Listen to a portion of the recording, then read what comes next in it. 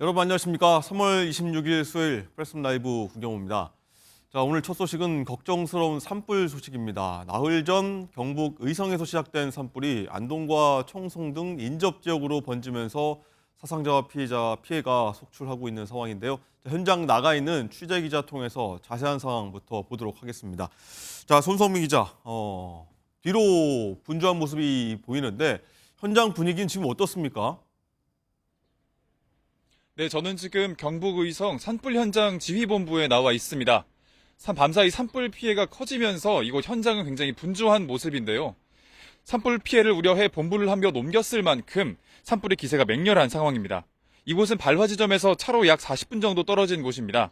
그런데 오늘 아침엔 매캐한 냄새를 맡을 수 있을 정도로 산불 영향 구역이 넓어진 것으로 보입니다. 네, 취재하는 데 주의 바라겠고, 자, 그리고 안타깝게도 사망자가 계속 늘고 있습니다. 네, 그렇습니다. 정확한 집계는 추가 조사가 이루어져야 하겠지만 현재까지 이번 산불로 인해 최소 18명이 숨진 것으로 파악됐습니다. 영덕에서 7명, 영양에서 6명, 청송 3명, 안동 2명으로 파악되고 있습니다. 영덕군 영덕읍에 있는 양로원에서 노인 3명이 대피를 위해 차량에 탑승했는데 이 차에 불이 붙으면서 모두 숨진 것으로 알려졌습니다. 또 불에 탄 시신 2구가 발견됐고 매몰된 사망자 1명도 추가로 확인됐습니다. 경북 영양군 사망자 4명 가운데 5, 60대 남녀 3명은 일가족으로 차를 타고 대피하다가 전복 사고를 당한 것으로 조사됐습니다. 오늘 자정쯤 경북 안동시 임동면에선 50대 여성이 집 마당에서 숨진 채 발견됐고 남편은 병원으로 옮겨졌습니다. 뿐만 아니라 어제 오후 7시쯤에는 경북 청송군 청송읍의 한 도로에서 승용차를 이용해 대피하던 60대 여성이 숨진 채 발견됐습니다. 날이 밝으면서 본격적인 진화 작업이 재개되고 정확한 피해 규모 파악이 이루어질 예정인 만큼 사상자는 더 늘어날 수도 있습니다.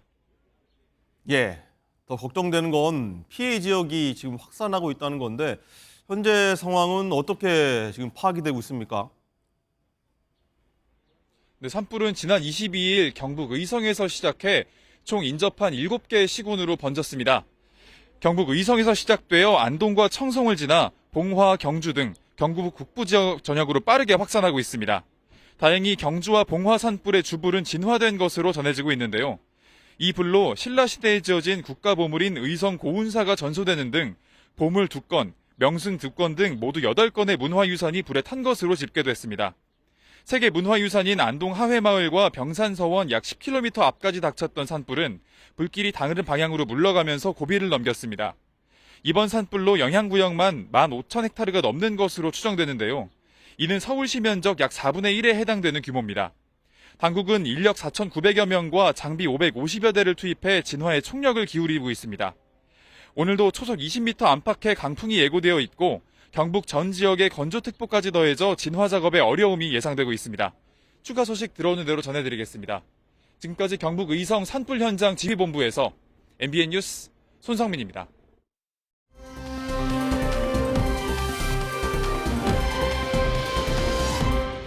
자, 그리고 조금 전에는 한덕수 대통령 권한대행이 이와 관련한 대국민 담화를 했습니다. 자, 목소리 잠깐 들어보도록 하겠습니다. 역대 최악의 산불에 맞서 우리가 동원할 수 있는 모든 인력과 장비로 맞서고 있으나 상황은 심상치 않습니다. 아직 우리가 경험하지 못했던 산불 피해가 우려되기에 이번 주 남은 기간은 산불 진화에 모든 역량을 집중해야 합니다. 산불의 주요 원인인 불법 소각 행위에 대한 단속을 한층 강화하고 위반자에 대해서는 관련 법령에 따라 엄정히 조치할 것입니다. 네, 이런 대국민 담화가 있었고요. 자, 이어서 전문가 모시고 좀 더 얘기 나눠볼 텐데요. 자, 이영주 경일대 소방방재학과 교수님 나오셨는데, 자, 보니까 지금 인명의 시설에 문화유산까지 피해가 상당한데 지금 와닿지 않는 분들도 아마 계실 겁니다. 수도권 등지에서는 이번 산불 규모가 역대 어느 정도 수준이라고 지금 봐야 됩니까? 예, 지금 산불 피해가 계속 더 늘어나고 있는 상황에서 얼만큼 역대급 피해다라고 말씀드리는 것도 외람되긴 합니다만 지금 현재 산불 피해 오늘 오전까지 지금 확인된 바로는 피해 면적이 약 15,000헥타르로 지금 알려지고 있는데요. 네. 이 정도라 그러면 역대 피해 규모로 본다 그러면 약 한 3번째 정도 이렇게 됩니다. 많이 아시다시피 이제 2022년에 울진 산불 같은 경우에 한 2만 헥타르 정도 이렇게 네. 소실이 됐었고요. 또 강릉 산불 2020년도에 강릉 산불 같은 경우에도 약 2만 3천여 헥타르 이렇게 이제 소실이 되면서 가장 큰 피해가 이어졌는데요. 사실 많은 분들이 15,000 헥타르면 어느 정도냐라고 한다면 네. 서울 크기의 한 3분의 1 정도 이 정도의 면적이 이미 이제 소실된 상황이고요. 예. 또 한편으로 이 피해에 대한 부분들이 사실 우리가 산불 같은 경우에 피해 면적은 넓어도 피해 금액도 크지만 사실 인명 피해나 이런 것들이 사실 상대적으로 다른 재난보다 많이 발생을 안 했었는데요. 예. 앞서 말씀드린 것처럼 이미 사망자가 18명 이렇게 발생을 했고 또 초기에는 진압 인력들이 이렇게 이제 사망이나 이런 이제 실종당하는 이런 상황들이 됐는데 오히려 이제 이렇게 산불이 이제 진행되면서 주민분들께서 이제 피해를 입는 상황들이 발생을 하기 때문에 이러한 부분도 상당히 산불의 심각성을 알려주는 그런 상황이다 이렇게 보겠습니다. 네, 말씀하셨다시피 이제 전례와 좀 다르게 18명이 현재까지 사망을 한 것으로 나타났는데 뭐 대피랄지 어떤 게 좀 그런 면들이 단 준비되지 않았다고 봐야 됩니까? 어떻습니까? 사실 좀 안타까운 부분들은 선제적인 대피도 상당히 이루어졌거든요. 이미 예. 이제 안동 지역 같은 경우는 어저께 이를테면 이제 산불이 이제 의성에서 안동 쪽으로 확산이 됐기 때문에 안동시 전체의 대피 명령이 내려졌고요. 예. 또 2만여 명 이상이 이미 대피를 한 상태였거든요. 그럼에도 불구하고 사실은 이 사망자가 발생을 했다라는 거는 그만큼 대피할 여력 시간보다도 훨씬 더 빠른 확산. 그래서 대피할 준비가 충분히 되지 못한 상황에서 이제 산불이 들이닥쳤다라고 해서 산불이 그만큼 빠르게 확산되고 있다 이런 것들을 좀 보여주는 그런 것이라고 말씀드릴 수 있겠습니다. 자, 어쨌든 안타까운 게 내일과 모레는 보니까 이 지붕이 뭐 날아갈 정도까지의 어떤 그런 세기가 강한 강풍이 지금 불 것으로 예상되지 않습니까? 이러면 산불을 좀 진압하기커녕 좀 오히려 커질 수도 있다 이런 우려가 좀 나올 것 같습니다. 예, 산불의 가장 큰 이 확대 요인이라고 한다면 바람일 텐데요. 예. 바람이 강해진다라고 하는 건 산불 확산 이런 부분들에 상당히 영향을 많이 미치기 때문에 이런 부분들에 불리함이 있고요. 또 강한 바람이 동반되는 경우에 이제 우리가 주로 진압을 해야 되는 헬리콥터의 운영에도 상당히 좀 영향을 많이 받을 수가 있기 예. 때문에 끄는데도 어렵고 확산은 빨리 되는 이런 부분이 이제 강풍의 어떤 굉장히 안 좋은 조건이다 이렇게 볼 수가 있겠습니다. 다만 이제 비가 같이 온다고는 합니다만 이렇게 강한 강풍이 동반된다고 한다면 이런 비로 인해서 이제 진압되는 효과도 상당히 반감될 수 있기 때문에 이러한 강풍에 대한 부분들이 상당히 좀 문제가 되는 상황이다 이렇게 볼 수 있겠습니다. 네, 말씀하신 대로 내일 전국적으로 비 예보가 있긴 합니다만 보면은 5에서 10mm 정도여서 생각보다 좀 적다, 아쉽게 좀 적다라는 얘기 많이 하시는데 이 진화에 도움이 안 되는 수준의 비 양입니까? 화세가 오늘 어느 정도 꺾여서 불이 상당히 좀 잦아드는 상황에서 비가 내린다면 오히려 상당히 효과적일 것으로 보입니다. 네. 어쨌든 지금 상당히 건조한 상황에서 수목이라든지 낙엽 같은 것들이 바싹 마른 상태이기 때문에 건조주의보도 있고요. 예, 충분히 이제 비가 어느 정도 내려져서 적셔준다고 한다면 이러한 부분들의 확산에 대한 부분들의 완화 효과라든지 어느 정도 진압 효과는 기대할 수가 있을 텐데요. 다만 이제 주불이라든지 산불이 이제 화세가 강력한 곳 이런 것들이 좀 진정되지 않은 상태에서 비가 온다고 한다면 네. 사실은 이런 부분들이 진압 효과를 크게 기대하기는 또 어려울 수 있어서 오늘 하루 동안에 얼마나 산불의 기세를 좀 꺾어 놓느냐라고 하는 부분들이 내일 비가 내렸을 때 어떤 효과성에 대한 부분들을 조금 더 가늠할 수 있지 않을까 생각이 듭니다. 네.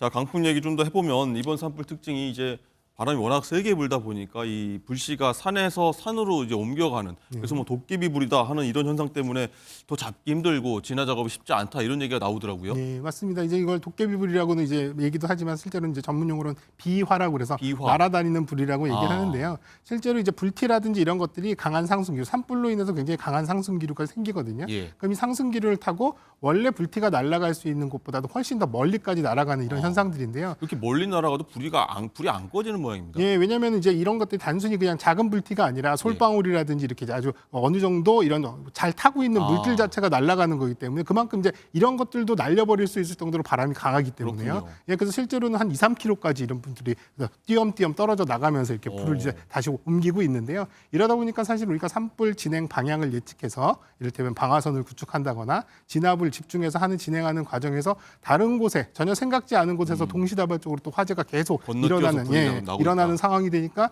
진압에도 굉장히 어렵고 또 불똥이 떨어져서 착화가 된 부분부터는 또 거기서 또 새로운 산불로서 또 확산이 돼 나가는 예. 과정이기 때문에 진압에는 상당히 어려운 이런 상황들이다 이렇게 보시면 되겠습니다.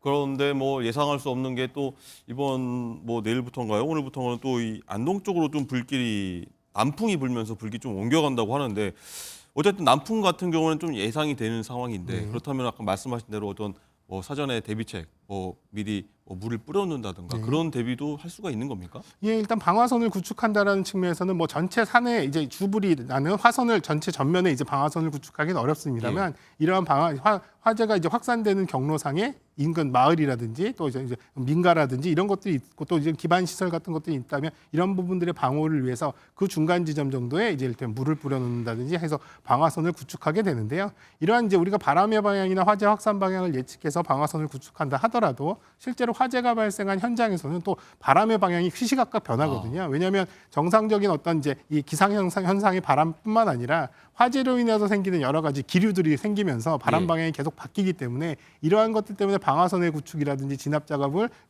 체계적으로 하는데 상당히 좀 곤란한 그런 이제 상황입니다. 네, 어디로 튈지 모르는 바람이라고 좀 볼 수 있겠는데, 자 어쨌든 소방 헬기도 바람이 강하게 불면 뜨지 못하는 상황이라고 말씀해 주셨는데, 물을 이게 수십만 리터씩 뿌리고 있는데도 안 잡히고 있다는 것, 이것도 결국에는 바람이라고 봐야 됩니까? 아니면 다른 요인이 좀 있는 겁니까? 뭐 여러 가지 요인이 있지만 바람의 요인도 분명히 있습니다. 바람이 강하게 불면 우리가 이제 물을 공중에서 뿌리는 과정에서 원하는 지점에 정확하게 물을 뿌리기가 또 어려운 부분들이 있죠. 바람에 의해서 이제 이 물들이 이제 흩어지니까요. 불이 안 붙은 곳에 뿌려질 예, 수도 그럴 있는 수도 거고요. 있고요. 또 한편으로는 또 이제 바람이 강하게 부는 경우에 또 이를테면 미리 아까 말씀드렸듯이 방화선을 구축하기 위해서 미리 물을 뿌려놓는다 하더라도 건조하고 바람이 많이 불면 이런 것들이 또 이제 막상 불길이 다가왔을 때는 이미 말라버리는 그래서 효과가 또 반감되는 이런 부분들도 있습니다. 그래서 어쨌든 간에 지금 많은 물을 뿌리긴 합니다만 이러한 것들이 화세가 너무 강하기 때문에 강에서도 사실은 효과가 없는 부분들도 있고 이런 바람의 영향에 의해서 정확하게 또 정확한 시점에 뿌리기도 어려운 부분들 이런 부분들이 참 난망한 부분이다 생각이 듭니다. 그렇군요. 어쨌든 이 인명사고도 인명사고지만 문화재도 굉장히 걱정이다는 말이 좀 많이 나오고 있습니다. 이 사상 처음으로 전국의 국가유산 재난 위기경보 심각당제도 발령됐다. 저희가 자막으로 조금 전에 나갔습니다만 이 문화재 소실도 굉장히 안타까운 부분 아니겠습니까? 이걸 좀 보호할 수 있는 대비책이랄까요? 방법이 좀 있을까요? 예, 기본적으로 이제 이렇게 옮길 수 있는 유물들이라든지 유산 같은 것들은 사실 이런 매뉴얼에 따라서 이제 다른 곳으로 안전한 곳으로 이전을 하거나 이미 이전이 완료된 것으로 알려지고 있는데요. 인근의 이제 봉정사 같은 경우도 사실 이제 여기에 있던 유물들을 지금 이제 경주박물관으로 어저께 이제 이송을 한 상태입니다. 사찰도 지금 불타는 모습도 나오고 있고요. 맞습니다. 다만 문제는 이렇게 이제 이송을 하거나 옮겨놓을 수 있는 유물들은 그래도 이제 어느 정도 우리가 이제 보호가 가능한데. 사찰이라든지 이런 건축물로 돼 있어서 옮길 수 없는 이런 문화재들은 사실은 이제 화재가 들이닥치면 어쩔 수가 없는 상황이 되거든요. 그래서 사실 사전에 최근 들어서 예전에 숭례문 화재 이후에 이런 전통 문화재에 관련된 어떤 이제 화재 방호에 관련된 시설들을 또 화재 감지에 관련된 시설들을 이제 지원하는 사업들도 있었습니다만 그럼에도 불구하고 사실 이렇게 큰 산불에 노출되는 경우에는 이러한 것들이 사실은 크게 기능하지는 못하는 상황입니다. 그래서 안타깝게도 옮길 수 없는 문화재들은 화재에 그대로 노출될 수밖에 없고 소실될 수밖에 없어서 이런 관점에서 본다면 화재 예방이 그만큼 더 중요하다. 산불 예방이 발생하지 않게끔 하는 것들이 가장 중요한 이런 요소다라고 말씀드리고 싶습니다. 자, 이 내용도 한번 보겠습니다. 이제 소방대원들이 지금 진화하기 위해서 사투를 벌이고 있는데 보면 이게 핵심 장비인 진화 헬기 3분의 2가 뭐 20년이 넘은 노후 기종이고 또 산불 예방 진화대에도 보면은 평균 연령이 60대라고 합니다.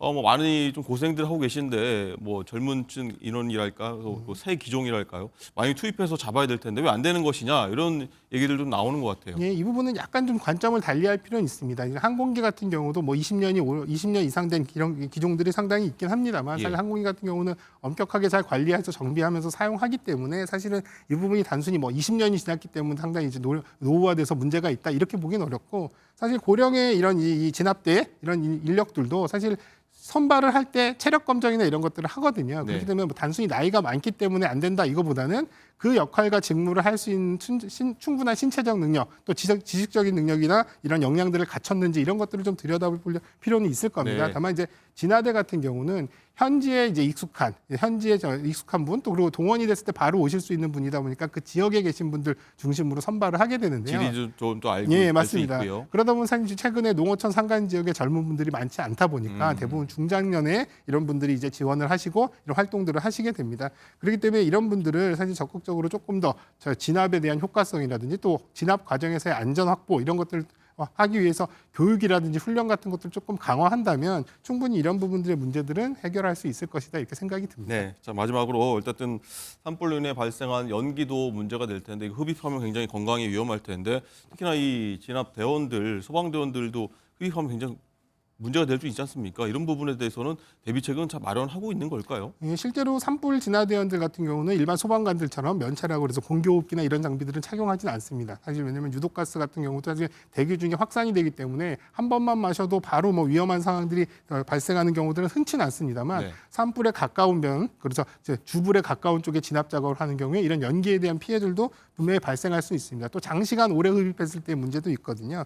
그 한편으로는 이렇게 이제 연기라든지 이런 부분들 흡입에 대한 부분도 있지만 지금 현재 이제 산불 진압이 거의 5일째로 이제 넘어가면서 예. 이 이제 그 대원들의 피로도도 거의 이제 극에 달았거든요. 이러다 그렇겠죠. 보면 주의력도 떨어지고 현장에서 대응할 수 있는 이런 신체 능력 이런 것들도 떨어지기 때문에 안전사고나 이런 것들의 발생 가능성도 훨씬 높아지기 때문에 오히려 이 시점에서는 빨리 적극적으로 끈다라는 것들도 중요하지만 진압대원들의 안전 환경 또 그리고 작업할 수 있는 위험도에 대한 부분을 충분히 고려해서 진압 작전을 세워야 되는 그런 시기다 말씀드리고 싶습니다. 알겠습니다. 자, 모쪼록 산불이 좀 하루빨리 잡히길 바라겠고요.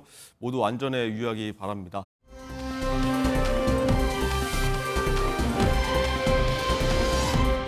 네, 이번 싱크홀 사고 관련해서 윤지원 기자와 좀 더 자세하게 살펴보도록 하겠습니다.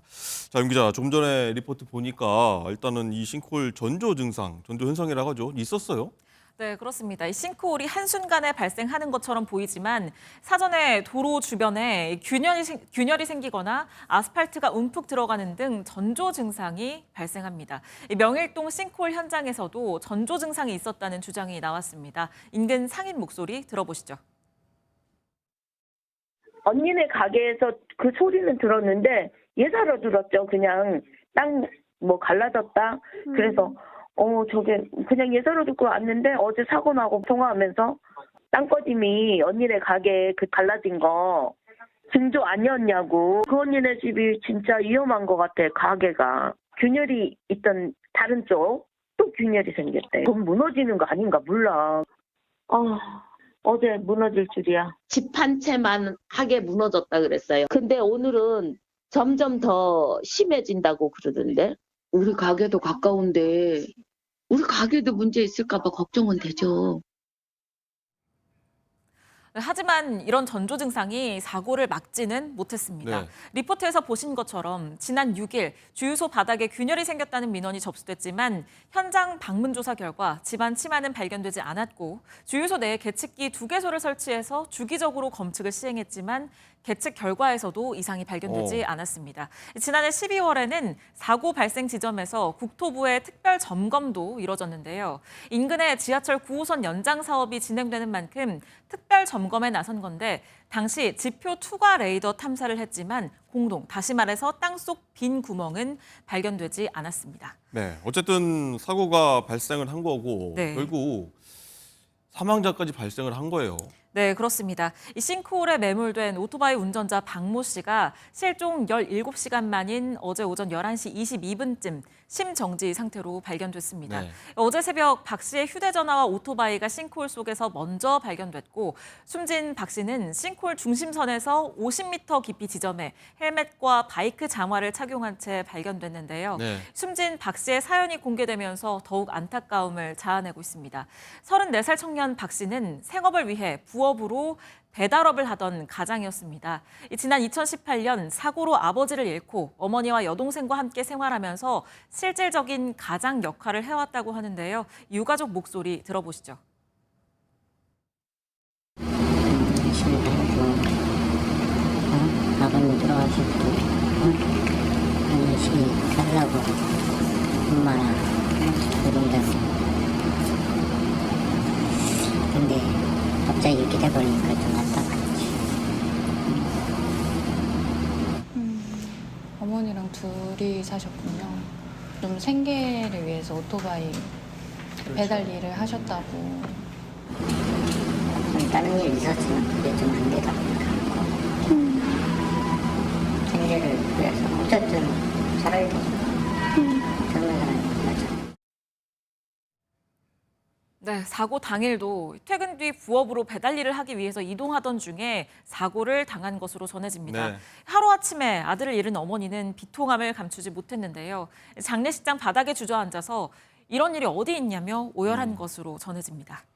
네, 열심히 사는 분들에게 이런 일이 벌어진 지 좀 안타깝기 좀 그지없는데 네. 어쨌든 이 또 불행 중 다행으로 아까 영상 보면은 이 SUV 차량이 넘어가서 빠질 뻔하다 넘어갔던 차량 그 차량이 네, 있었습니까? 그렇습니다. 이분들은 지금 위기를 좀 모면했습니다. 구사일생이라고 좀 볼 수 있을 것 같은데 지금 그분 상태는 어떻습니까? 네, SUV 운전자 허모 씨 지금 현재 병원에서 치료를 받고 있습니다. 네. 허 씨는 당시 상황에 대해서 천둥 소리와 함께 정신을 잃었던 것 같다. 이렇게 얘기를 했습니다. 저희 MBN 취재진이 허 씨에게 당시 상황을 직접 들어봤습니다. 네. 사고로 인해서 얼른 지나가려고 엑셀을 좀 밟았죠. 밟다가 갑자기 천둥 소리를 쾅 들었어요. 천둥 소리를 듣고 정신을 차려보니까 차에 커피가 쏟아져 있고 저는 오른쪽 머리가 아팠어요. 아, 바로 머리가 아프셨어요? 네, 아마 머리를 천장이나 어디 부딪힌 것 같았어요. 너무 놀라서 저도 뒤로 또 빠질까봐 더 앞으로 가려고 했는데 이 기어도 안 먹고 앞으로 차가 움직이질 않았어요. 네, 앵커께서도 말씀하신 것처럼 이 당시 블랙박스 영상을 보면 허 씨의 차도 싱크홀 속으로 빠질 뻔했습니다. 그런데 차가 튕겨 올라가면서 멈춰섰죠. 네. 허 씨는 차량 문도 열리지 않아서 창문으로 겨우 빠져나왔다고 밝혔는데요. 브레이크를 밟을 틈도 없이 사고가 발생했다고 했습니다. 그런데 이 브레이크를 밟지 않은 덕분에 차가 추진력을 잃지 않아서 오히려 더 큰 피해를 막을 그렇습니다. 수가 있었습니다. 허 씨는 현재 오른쪽 허리와 다리 그리고 머리 등을 다쳐서 병원에서 치료를 받고 있습니다. 정말 날벼락 같은 일이었을 것 같습니다. 네. 어쨌든 이 싱크홀이 뭐 사실 최근에 보면은 몇 년 사이에 뭐 어제 오늘 일이 아니지만 이번엔 인명 피해까지 발생했다는 게 굉장히 문제인데 일단 네. 이번 원인은 좀 밝혀졌습니까 구체적으로? 네, 일단은 이딴 지하 공사로 집안이 약화됐다. 이런 점이 원인으로 꼽히고 있습니다. 싱크홀이 발생한 도로 11m 아래에는 지하철 9호선 연장 공사가 한창이었습니다. 열차 선로를 위한 높이 7m의 터널이 뚫려 있었는데 이 터널 천장 부분이 무너지면서 공사 현장으로 6,400톤의 토사가 무너져 내렸습니다. 네. 이 아래로 내려앉은 토사 때문에 도로 바로 밑에는 큰 구멍, 싱크홀이 생겼고 결국 도로까지 무너진 겁니다. 또 싱크홀과 불과 15m 거리에는 올해 1월에 개통한 세종 포천 고속도로가 있는데 지난 2021년 한국터널환경학회가 9호선 연장 공사가 고속도로 지하 터널에 근접해서 통과를 하기 때문에 시공 안전성에 유의해야 한다 이런 지적을 내놓기도 했습니다. 네. 고속도로 공사 과정에서부터 집안에 문제가 생겼을 가능성이 있었다는 겁니다. 그리고 또 도로 밑에 상수도관이 먼저 새면서 집안이 약화되고 무너진 흙이 쓸려 내려가면서 이 땅이 꺼졌을 가능성도 제기가 되는데요. 실제로 사고 직전에 터널에서는 이 지하철 공사 중이던 인부 대여섯 명이 천장에서 물이 새어나오는 걸 발견하고 탈출한 걸로 전해집니다. 서울시는 현재 원인 조사에 나서는 한편 경찰도 사고 원인과 관련한 내사에 착수했습니다. 네, 뭐 최근 10년간 싱크홀 사고가 보니까 2,000건이 넘는다고 하는데 자, 방지책 마련이 시급할 것 같습니다.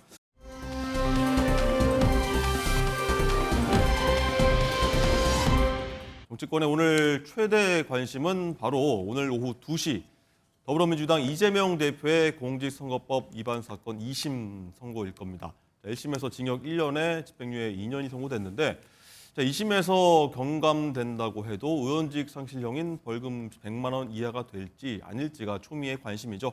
자, 그럼 법원으로 한번 가보도록 하겠습니다. 자, 박규원 기자, 오늘 선고 앞두고 현재 법원 주의, 현장 분위기는 어떻습니까? 네, 오늘 오후 2시 서울고등법원에서 이재명 대표의 공직선거법 위반 항소심 선고가 예정돼 있습니다. 법원에는 오전부터 긴장감이 감돌고 있는데요. 지난 1심 선고 때보다 보안이 한층 강화된 모습입니다.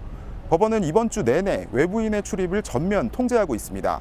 사전에 신청한 인원만 보안 검색을 거쳐 경내로 들어올 수 있고 차량도 출입 허가를 받아야 합니다. 경찰도 법원 곳곳에 차벽을 설치하고 기동대 17개 부대, 모두 1,100여 명가량의 경력을 투입했습니다. 네, 쟁점을 한번 보면 뭐 두어 가지 정도로 요약할 수 있을 것 같은데 정리 좀 해주시죠. 네, 이 대표의 재판을 가를 쟁점은 크게 두 가지입니다. 우선 고 김문기 성남도시개발공사 1처장과 관련해 허위 사실을 공표한 혐의입니다. 1심 재판부는 이 대표의 김 씨와 골프를 치지 않았다는 발언은 유죄로 판단했고 김 씨를 경기 성남시장 때는 몰랐고 경기지사일 때야 알았다는 취지의 나머지 발언들은 무죄로 봤습니다. 지난 2021년 경기도 국정감사에서 백현동 용도 변경이 국토교통부의 협박에 따라 이뤄졌다는 발언도 문제가 됐는데 재판부는 협박을 당했다고 볼 수 없다며 유죄로 인정했습니다. 이 대표는 1심에서 징역 1년에 집행유예 2년을 선고받았는데요. 지난 2심 결심 공판에서 검찰은 이 대표에게 1심과 같은 징역 2년을 구형했습니다. 만약 2심 법원이 1심과 마찬가지로 징역형 집행유예를 선고하고 대법원에서 형이 확정된다면 이 대표는 10년간 피선거권이 제한됩니다. 법원이 다른 판단을 내려 감형이 되더라도 벌금 100만 원 이상이 나올 경우 이 대표는 의원직을 상실하고 5년간 선거에 출마할 수 없습니다. 지금까지 서울고등법원에서 전해드렸습니다.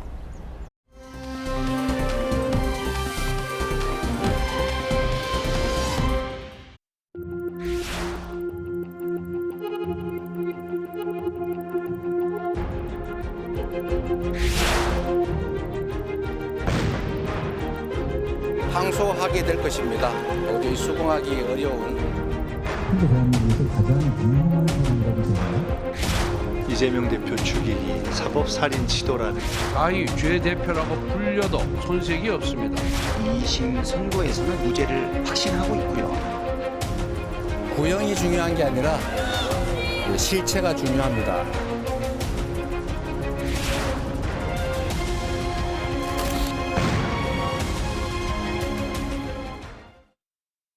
네, 보신 대로입니다. 이 대표가 2심에서도 유죄로 인정될지, 유죄라면 형량은 어느 정도가 될지가 추미애 관심사인데, 자, 김광선 변호사님 먼저 한번 정리를 다시 해보도록 하겠습니다. 1심 법원은 이 대표가 이 고 김문기 처장과 골프를 치지 않았다고 한 발언, 그리고 백현동 용도 변경 관련해서 국토부가 협박해서 해준 것이다 라는 발언에 대해서 허위 공표라면서 유죄를 인정한 바 있는데, 이 대표 측은 여기에 대해서 이렇게 반박을 했죠. 1심 재판부에 해석에 오류가 있었다 라면서 혐의를 전면 부인하고 있는 상황인데, 뭐 바로 여쭤보겠습니다. 판결 오늘 어떻게 나올 걸로 보십니까? 일단 이제 그게 뭐 저희가 리포트에서 봤지만 네. 결과적으로 크게 두 가지잖아요. 하나는 김문기 씨, 이건 이제 대장동과 관련된 거고, 그 다음에 백현동에서 협박을 받았냐 안 받았냐, 백현동 용도 변경 관련해서 네. 이제 백현동과 관련된 사건인데, 일단 뭐 백현동과 관련해서 협박 받았냐 받지 않았느냐, 이분은 협박 받았다는 내용이 전혀 없기 때문에 명확하게 허위사실 공표가 인정이 될 가능성이 크다. 저는 그렇게 보고요. 단지 이제 변수가 있다고 하면 김문기를 알았나 몰랐냐와 관련된 부분, 골프를 쳤냐 안 쳤냐 이 두 부분인데, 김문기를 알았냐 몰랐냐를 어떻게 보면 뭐 교유 행위가 없었다고 해가지고 1심서 무죄가 나왔는데, 경우에 따라서 이 부분도 판사가 어떻게 판단해서 유죄의 가능성도 있는 거고요. 이것도 바뀔 수 있는 그렇죠. 부분입니까? 단지 1심에서 유죄가 나온 부분, 김문기와 관련된 부분 중에 하나가 골프와 관련된 거거든요. 근데 골프에 사진이 있었는데 사진이 완전한 형태로서 제시된 게 아니고 사실은 잘라가지고 제시된 거잖아요. 네. 그러니까 잘라낸 거 자체가 조작이냐 아니냐, 이 부분에 또 뭐 주관적 견해의 차이가 있을 수 있어요. 근데 이재명 대표가 뭐라고 했냐면 마치 골프를 친 것처럼 사진을 조작했다 이렇게 했단 말이에요. 그 말 뉘앙스는 골프를 치지 않았다는 내용이기 때문에 이게 1심에서 유죄가 나왔어요. 그래서 이 부분에 대해서 항소심 재판부가 어떻게 판단하느냐에 따라서 김문기 관련 부분은 뭐 좀 약간 변동성이 있다. 하지만 결과론적으로 보면 제가 볼 때는 뭐 결과는 같을 가능성이 크고, 경우에 따라서는 뭐 형량은 좀 줄일 수도 있겠지만 네. 뭐 당선 무효형 나오는 데는 뭐 별다른 문제가 없다. 저는 그렇게 봅니다. 100만 원 이상은 나올 것이다라고 보시는군요. 김상일 부대변인 어떻게 보는지 궁금한데, 아까 좀 사진, 골프 친 사진 나왔습니다만은 골프 찍고 난 다음인지 아닌지 모르겠으나 어쨌든 증거로 제시됐던 게 좀 편집이 됐던 사진을 좀 더 확대해서 들어갔던 부분인데, 이 사진이 있죠. 근데 이 사진이 편집됐다고 해도 골프를 쳤냐 안 쳤냐의 문제는 좀 다른 성격 같기도 하고요. 어떻게 보십니까? 그러니까 이제 본인의 발언의 취지를 본인이 이야기하고 있는 것을 인정해 줄 것이냐라는 것이죠. 근데 일반적인 상식에 비추어서 만약에 판단을 한다면 그것이 뭐 판사의 어떤 성향에 따라 갈릴 수도 있겠다 이런 생각이 들고요. 그래서 기본적으로는 이 판단은요, 뭐 무죄 판단이 나올 가능성이 오히려 100만 원 이하가 나올 가능성보다는 높다라고 생각이 들고요. 그러나 유죄가 나온다면 100만 원 이상이 나올 것이기 때문에 민주당으로서는 그 부분은 선거법이기 때문에 굉장히 심각한 상황이 된다. 선거 보전 받은 돈을 434억을 다시 반환해야 되는. 뭐 잠시 뒤에 더 얘기 나누겠습니다. 그 부분은. 그런 부분이 더 심각하게 작용할 것 같고요. 예. 정치적으로도 뭐 여러 가지 탄핵과 연관되고 여론조사와 연관돼 가지고 많은 파장이 있을 것으로 보입니다. 네. 어쨌든 오늘 2심 결과에 따라서 이재명 대표의 정치적 운명이 결정될 걸로 보인다라는 관측이 나오고 있죠. 어쨌든 이럴 경우에는 이 대표와 민주당이 가장 우려하는 결과 같습니다. 김광선 변호사님. 근데 뭐 이게 사법부에서 이제 판단하는 거잖아요. 그런데 제가 볼 때는 일단 민주당이 너무나 이제 입법 폭고하고요. 이제 다수당이 횡포를 많이 부렸죠. 결과적으로 행정부랄지 대통령도 사실은 할 수 있는 게 별로 없었어요. 워낙 뭐 특검이랄지 탄핵이랄지 뭐 이런 것들을 워낙 남용하다 보니까 그래서 거의 뭐 행정부도 무력화됐다 이렇게 볼 수밖에 없는데 결국 민주당이랄지 이재명 대표를 제어할 수 있는 것은 사법 시스템밖에 없다. 그래서 이제 헌재에서 이제 줄탄핵에 대해서 다 기각 결정 나오잖아요. 그 이재명 대표의 어떤 범죄 행위에 대해서도 법원에서 이제 판단을 하고 있는 과정이다 이렇게 봐요. 뭐 이거 말고도 전체적으로 합치면 5개 재판이 있는 거 아니겠습니까? 그래서 오늘 선고 자체가 당선 무효 이상이 나오면 이것은 이재명 대표에 대한 정치 사망 선고다 이렇게 볼 수밖에 없고 대법원 판결이 남아 있다 하더라도 사실은 제가 볼 때는 대법원은 이제 법률심의 때문에 2심에서 인정된 사실심이 다 인정이 돼요. 그래서 대법원에서 변경될 가능성은 제가 볼 때는 이제 거의 없다 이렇게 2심이 봅니다. 그대로 갈 가능성이 높다. 그렇죠. 그렇기 때문에 오늘 자체가 이재명 대표에 있어서는 정치를 할 수 있느냐 못하느냐 아예 뭐 그런 정치의 가장 큰 변곡점이 되고 있다 이렇게 봅니다. 네. 자, 김상일 부대변인. 일단은 민주당과 이재명 대표는 당연히 무죄를 좀 확신하고 있는 상황 같은데 무죄로 뒤집힌다고 하면은 정치권에도 영향이 좀 많이 불 것 같아요. 무죄가 나온다면 이제 사실상 커다란 반전이 일어나는 것이고 정치적으로 이재명 대표에게는 날개를 달아주는 것이죠. 그리고 그동안의 검찰 수사가 정당성을 많이 잃기 때문에 야당 탄압의 프레임이 굉장히 커지게 되고요. 그래서 다음 조기 대선이 만약에 있는다면 네. 이재명 대표를 흔들 수 있는 이슈는 거의 없어지는 상황이 될 것이다 이렇게 봅니다. 그러나 이제 유죄가 나온다면 사실상 2심이 3심에 가서 파기환송되는 확률이 제가 찾아보니까 2022년에 마지막으로 나왔더라고요. 그래서 그 전 10년을 평균 내보면 5% 내외예요. 그렇기 때문에 3심에서 뒤집어질 가능성은 5% 내외라고 보는 게 통계적으로 맞는 것 같고요. 그러면 2심 결과를 가지고 정치적 도의를 지켜야 하느냐 말아야 되느냐 이게 큰 고민이 되는 것인데요. 그것을 좌우하는 것이 두 가지라고 저는 봅니다. 예. 하나는 적대적 공생관계가 그대로 가느냐. 다시 말해서 국민의힘이 지속적으로 지금의 현 상태를 유지하느냐 내지는 좀 중도층을 바라보고 정치를 해서 이것이 두 번째 요소인 여론을 좀 흔들 수 있느냐.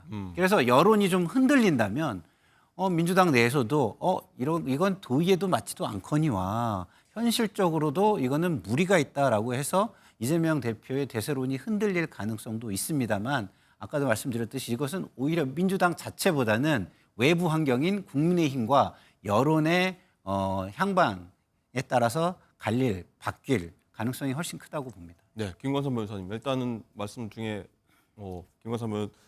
김상일 부대변인이 일단 3심 가면은 거의 최종심 가면은 바뀔 일이 뭐 5% 안팎이었다 이 정도밖에 되지 않는다라고 했는데 이번 사건도 비슷하게 가게 좀 뒤집힐 어떤 결과든 뒤집힐 가능성은 마지막에 가서 없다고 봐야 되는 겁니까? 거의 없다고 볼 수 있죠. 이제 대법원은 이제 법률심이에요. 예. 그래서 일단 2심에서 이제 사실관계 인정이 되면 그걸 뒤집지는 않습니다. 거의 그냥 법률적 평가만 하는 거거든요. 네.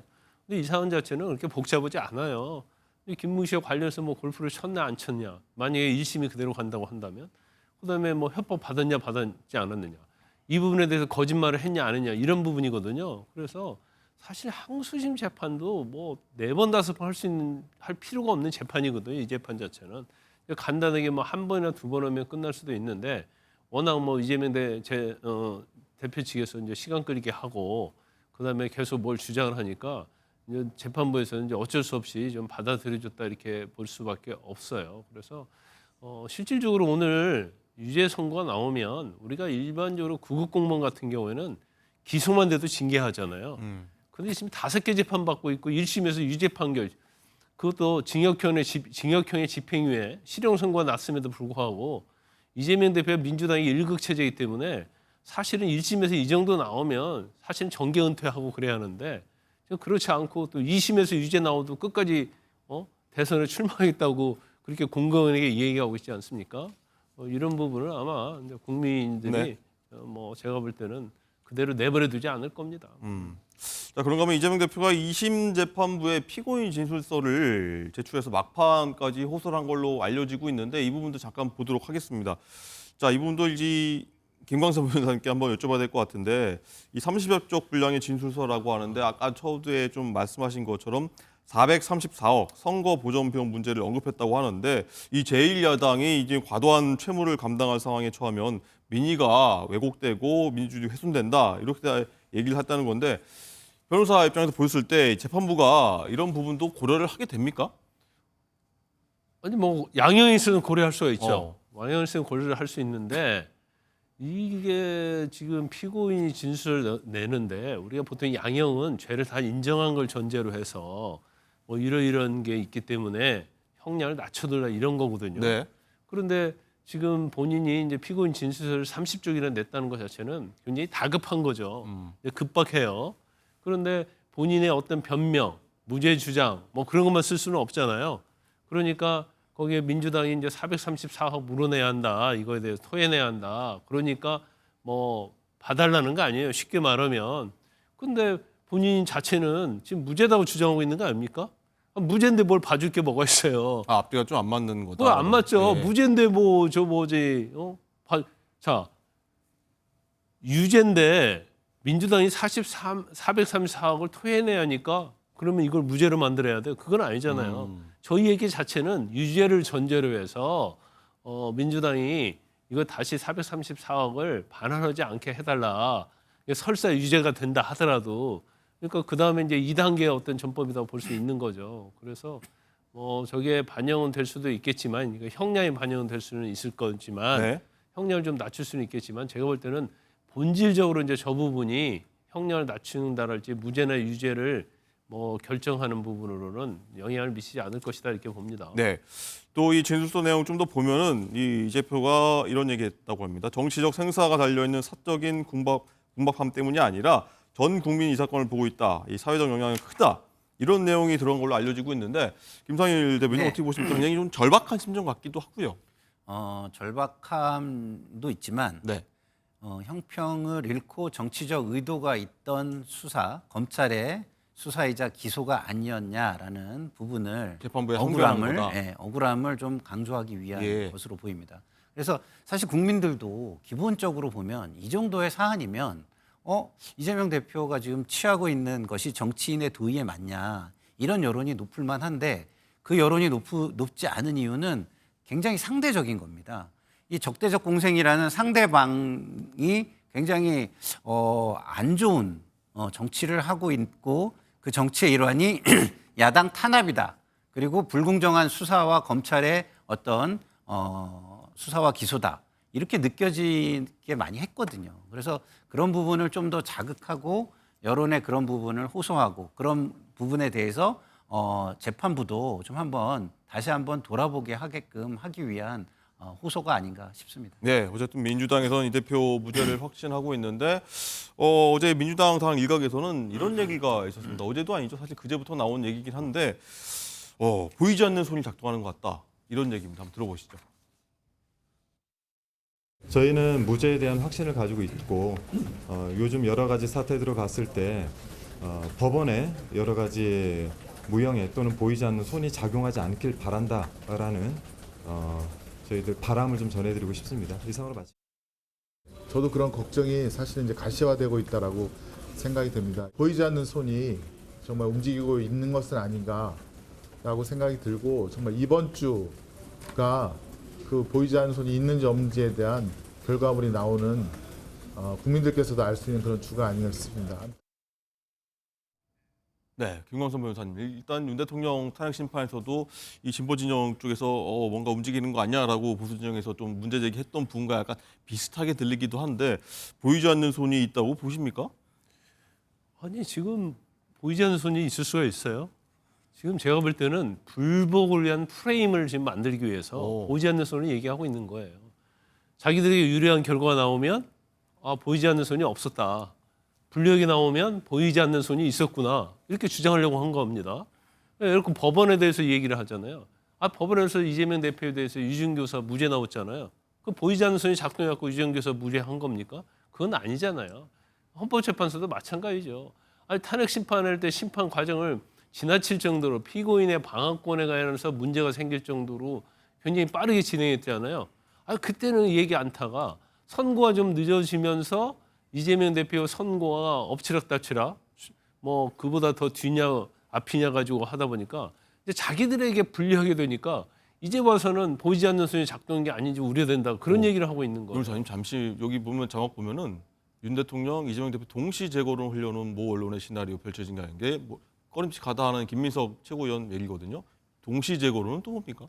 동시 재거라는 것은 지금 뭐 아까 김성일 평론가가 말씀드렸지만 뭔가 서로 톱니바퀴처럼 네. 이재명 대표는 윤석열 대통령이 서로의 공생관계가 아니냐. 그러니까 이 기회에 양쪽을 다 제거해야 한다. 그런 여론이 있긴 하죠. 예. 그래서 헌재가 이 기회에 뭐 윤 대통령도 제거하고 그다음에 이재명 대표도 제거를 하려고 하는 그런 계획을 갖고 있지 않느냐인데 이런 말 하면 안 되죠. 이거 엄청난 위험한 발상이죠. 헌재에서 선고를 하는데 어떻게 야당 1대표를 갖다 제거를 하고 이재명 대표의 선거는 법원 서는 거잖아요. 근데 어떻게 그걸 헌법재판소가 관여하고 제거를 합니까? 그리고 헌법재판소도 마찬가지죠. 뭐 문영배, 이미선, 정계선 이런 사람들이 굉장히 좌파적 이념적 성향을 강하게 갖고 있는 사람들인데 거기에 누가 어떻게 작동을 해서 보이지 않는 손이 작동할 수 있겠어요. 그래서 저걸 자체가 민주당의 최고위원이라고 하는 사람 이런 사람들이 이렇게 공개적으로 얘기하는 것 자체는 정말로 부적절하고 제가 볼 때는 결과가 잘못 나오면 이걸 불복하기 위해서 프레임을 짜고 있다 저는 그렇게 봅니다. 네, 김상일 부대변인 네. 일단은 보이지 않는 손 처음 문제 제기한 인물이 말씀드렸다시피 김민석 민당 최고위원인데 김 최고 같은 경우에는 비상계엄 사태를 지난 여름인가요? 그때부터 계속 제기를 네. 했고 그 현실됐지 않습니까? 네. 그래서 더 주목받는 것 같아요. 보이지 않는 손이 있다고 보십니까? 글쎄요, 뭐 보이지 않는 손이 있는지 없는지는 저는 잘 모르겠지만 정치권에서 저런 얘기를 하면 사법불신이 조장이 되는 거잖아요. 그래서 저는 저렇게 얘기하는 거는 좀 적절치는 못하다. 저렇게 얘기하는 건 오히려 어떤 공적인 입장보다는 그 피고 측 입장에 서서 이야기를 하는 것이다라고 저는 봐요. 다시 말해서 이재명 대표의 입장에 서서 이야기를 하는 것이다 이렇게 보는데 네. 물론 이제 동료고 당의 대표니까 그 입장에 서서 이야기를 할 수는 있겠죠. 그래도 그 정도가 사람들을 선동하거나 사법불신을 조장하거나 이런 데까지는 가지 않았으면 좋겠다는 게 제 개인적인 바람입니다. 왜냐하면 지금 그렇게 하다 보면 어떻게 됩니까? 굉장히 감정이 계속 고조가 되고 그 감정이 국민들한테 전이가 돼서 사회 갈등이 굉장히 극심해지고 그 사회 갈등은 또 국회의원들이 할 수 있는 운신의 폭을 제한하게 되고 이런 악순환이 계속 이어지거든요. 그래서 그런 부분을 생각하면 국가나 국민의 미래에 이것이 좋은 영향을 미칠 수 없다는 점은 분명하다. 그런 측면에서 볼 때 제도권에서는 적정수위의 발언을 통해서 자기 입장을 얘기하고 판결을 기다리고 사법부의 판결을 기다리고 거기에 승복하고 존중하는 자세를 갖는 게 전 중요하다고 봅니다. 네, 이어서 바로 계속 질문 하나 더 드릴 텐데 민주당이 이 대표 선고 이후에 오늘 긴급 비상의원총회를 연다고 하는데 이것과 맞물려서 윤 대통령 선고일이 지정되지 않는다고 보고 맞물려서 아마 긴급 의원총회 열어서 대책 마련에 나서는 것 같은데 어떤 대책을 논의하게 될까요? 그래서 현재로서는 대책도 굉장히 제한적이죠. 왜냐하면 이게 사법부의 판단이잖아요. 사법부의 판단은 법관들이 독립적으로 하는 거지 누구의 말을 들어서 하는 것이 아닙니다. 법과 헌법을 해석하고 그걸 중심으로 하는 것이죠. 근데 제한적이나마 어쨌든 영향을 받을 수 있는 부분이 있다면 당으로서는 최선을 다하자 이런 얘기를 할 것이고요. 그 의구심은 보수 진영에서 그동안 장애 집회를 굉장히 극렬하게 해왔잖아요.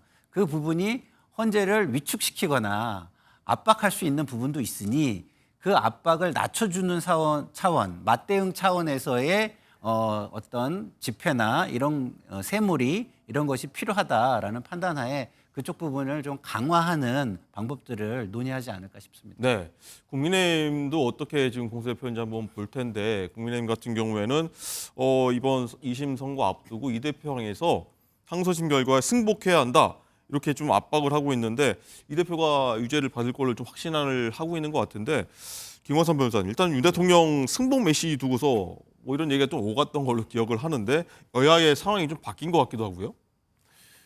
그러니까 예를 들어서 이제 법원의 판결, 그러니까 오늘 이재명 대표 선고에 대해서는 승복해야 한다고 해야 하는데 이재명 대표는 절대 그런 말 하지 않겠죠. 왜냐하면 지금 유죄의 가능성이 높은 거고 자기가 승복하겠다는 것은 대선에 출마하지 않겠다는 얘기잖아요. 그렇기 때문에 제가 볼 때는 이재명 대표 할 리가 없다. 설사 당선 무효형이 나온다 하더라도 출마를 하겠다는 게 지금 민주당 의지고 이재명 대표 생각 아닙니까? 근데 절대 여권에서 국민의힘에서 승복하라도 승복하겠어요. 근데 또 한편으로는 윤 대통령의 선거가 지금 늦어지고 있는데 이 선거 자체에 대해서 왜 압박을 하는지 모르겠어요. 오늘 무조건 선거 날짜를 정하라고 하는데 사법부가 삼권 분립되잖아요. 선거일자를 왜 자기들이 정하라고 하는지 그건 이해가 가지 좀 않는다. 저는 그렇게 보고 그다음에 이제 탄핵과 관련된 부분도 마찬가지죠. 윤석열 대통령에 대한 탄핵 심판이 인용이 됐건 기각이 됐건 그거에 대해서는 양 당이 물론 이제 당적으로는 뭐 승복 메시지를 냈습니다만 공개적으로 우리 승복하자 그렇게 해서 결과가 어떻게 나오든지 국정 혼란을 막고 국민들을 설득시키고 그런 작업을 한 게 정치인들인데 뭐 서로 승복하자 하니까 서로를 믿고 있지 않잖아요. 승복 안 할까 봐서 이런 경우가 사실은 바람직하지 않아요. 그래서 이재명 대표도 오늘 2심 선고가 됐건 그다음에 윤 대통령에 대한 탄핵 선고가 됐건 서로 승복하겠다고 공개적으로 말을 하고 거기에 대한 책임을 지는 게 맞죠.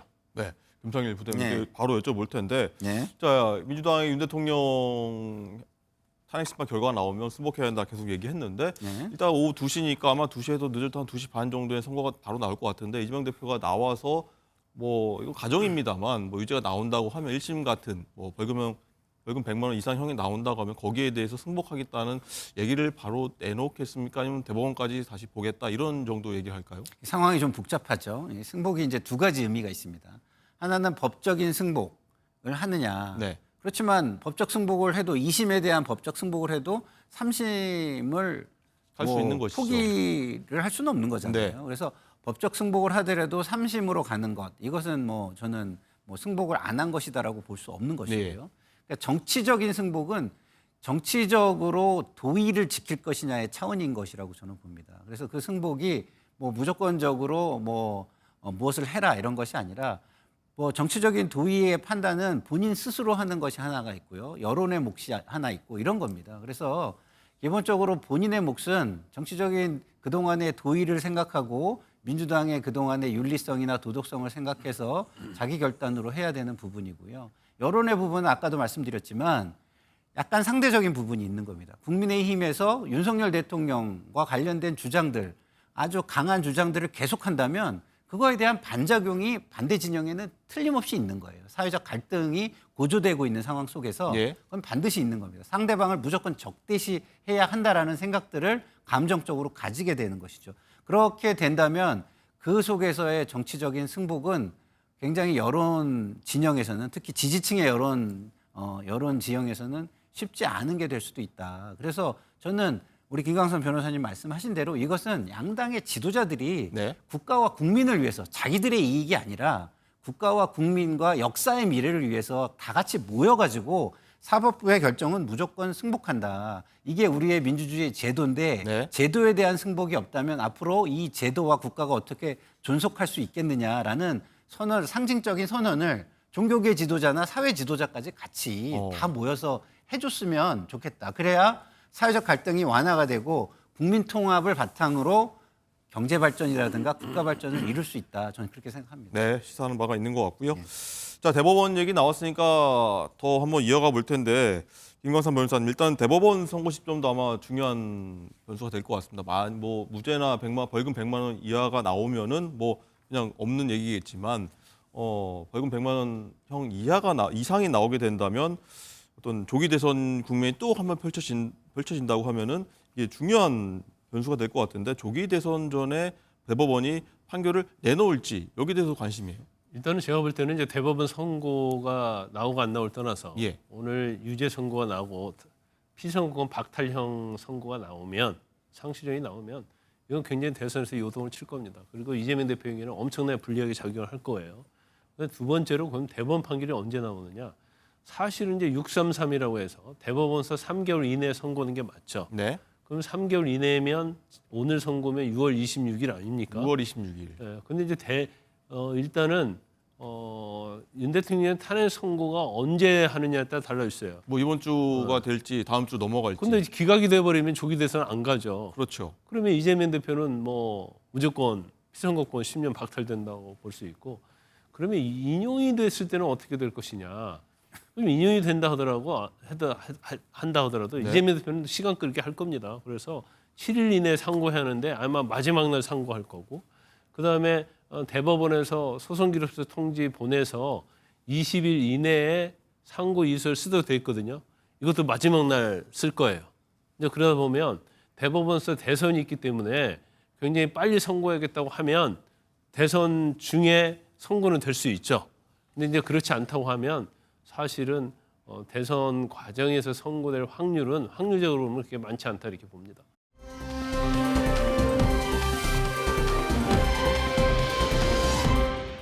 얼마 전 미국이 달걀값이 폭등해 닭을 키우기까지 한다는 소식 전해드렸는데요. 미국 정부가 우리나라에 달걀을 매달 1억 개씩 수출해달라고 요청했습니다. 하지만 문제는 우리나라도 고물가 현상으로 달걀 품귀 현상이 일고 있다는 건데요. 이미 달걀 한 판에 대략 8,000원, 평균 도매 가격이 한 달 새 약 13%나 올랐습니다. 여기에 학교 개학으로 수요가 증가한 데다 미국 수출까지 본격화되면 가격은 더 오를 수 있다고요. 조류 인플루엔자 확산으로 달걀 공급이 부족해진 미국.